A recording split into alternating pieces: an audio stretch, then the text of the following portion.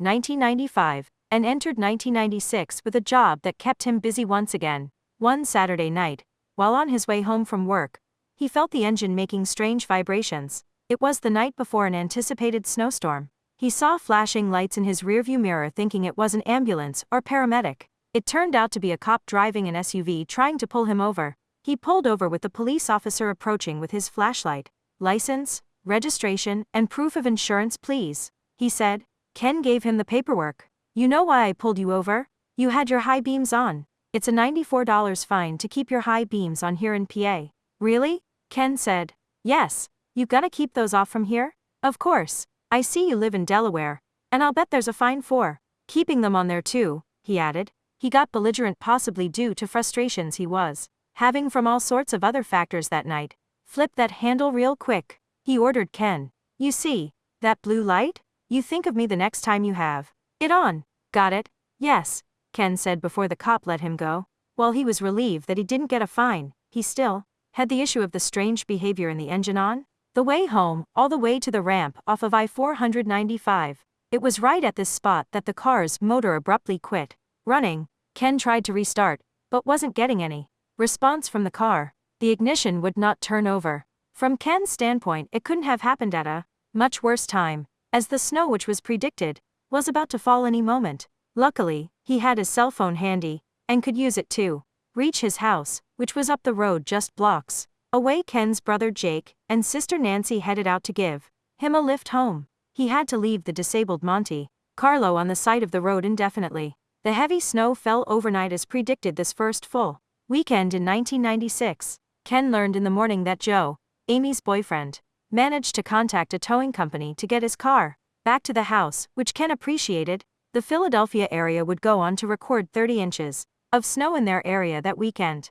Ken would obviously be unable to travel to work under these conditions, not only because of the blizzard but also because of his car's condition. With his father in no shape to handle the dilemma, they had to figure out a way to replace the damaged engine or just get a new car. In the meantime, the snow was the issue they would have to endure first. Once it cleared up and the state of emergency lifted, he could just borrow the Chevy Caprice the family was using. He might as well, since his father, the original owner, was concentrating on his recovery and unable to get out much. February devastation. It was the first week of February that the family got the bad news about John Guthrie, the family patriarch. It seemed that his cancer had spread to parts that were too far gone for treatment, and it was recommended that he get his affairs in order. His two daughters, Suzanne and Nancy, had to deliver the news to him, which was arguably the hardest thing they ever had to do. Their father, however, did not act surprised at the news. He just gave a blank stare and handed them some funeral director's contact information. His prognosis was no more than 6 months based on the doctor's finding. It was up to John and his family how he was going to manage the cancer from here. They all agreed that the most pain-free option was the best. Ken and Melinda and the rest of the family would just continue to go to work at their jobs and see how their mother, as their dad's temporary caretaker, would handle it. Ken proceeded to keep commuting up to Montgomeryville for right now. Melinda continued to work at her medical transcriptionist job, which she did from home. Their father's attitude about the planning process was simply saying, "Put me in a cardboard box and bury me in the backyard." They had to laugh at this to avoid crying over the whole situation. One day, about a week after the diagnosis, Ken was searching through his apartment guidebook listing apartments and homes in the area, divided by local counties. He had scratched the idea of living down south at this point and went back to concentrating on the immediate area to move to. While in his bedroom and watching a video recording of the MTV dating show Singled Out, his mother knocked on his door requesting she help her. His father had apparently fallen asleep after taking his medicine, and Catherine was having a hard time getting him to wake up. "Kenny, I've been trying to reach you to help me. It's your daddy. He's not responding," she said. He and his sister tried to get him to wake up from a deep sleep while still breathing. They immediately called a lady from hospice care who had been assisting him for the past few days. They looked at the bottle which contained his prescription, and there seemed to be a lot less of it in the bottle. His instructions were to take small doses over time, but he apparently took more than the requirement. The hospice lady arrived to assist and managed to Get John to open his eyes. John, she said to him, they just wanted me to check on you to see that you're okay. You just gave your family a brief scare there. Everyone was relieved to see his eyes open, albeit in a groggy, tired state. Ken's sisters, except for Nancy who was traveling back, his nieces, Amy and Christy, and Ken and his mother, were there. Bob, their brother, had been living in Florida for almost 7 years now, and had just seen his father the previous Christmas.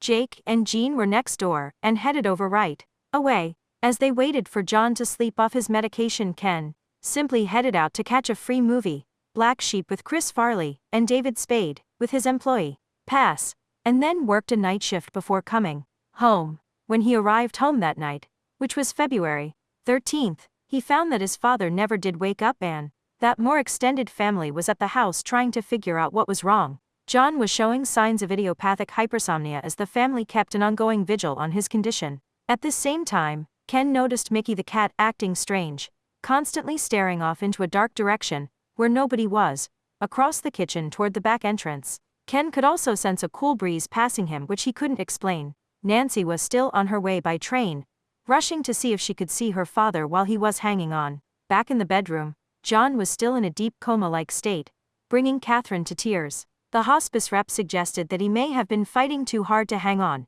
and advised the family to try talking to him. She said that they should try to assure him that it was okay to let go. If any of the senses were working on him still, it would probably be his hearing, since that's usually the last to go before passing away. Ken got choked up and teary-eyed at times, but couldn't bring himself to cry too hard. It was the early AM hours of February 14th, Valentine's Day, that John peacefully passed away with the family surrounding his bed.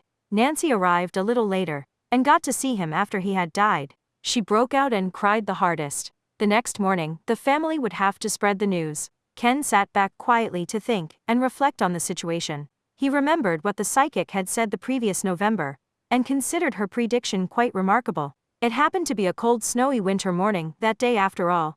Just as she predicted, they had their dad laid out at the Aston funeral home that many a family member had been laid out for years. His service and burial would be at the church school, where he had worked for years. When Ken informed his managers at the theater, they were able to excuse him from working for a week. At the service, seeing his body laid out, Ken immediately recognized the severed section of his fingertips, which happened some 47 or 48 years earlier. This gave the family and friends the closure which it was intended to give. This was where his grandchildren, Jerry, Donald, David, and Christy, would sob really hard seeing him there, as well as their grandmother, Ken's mother, and Nancy. The pastor of the church, who knew him personally, was Father Fitzpatrick. He had replaced the recently retired Father Walsh.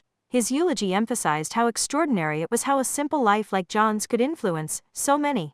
Ken's aunts, uncles, and cousins showed up as well. Gil, Jake, and John's mutual friend, paid his respects too.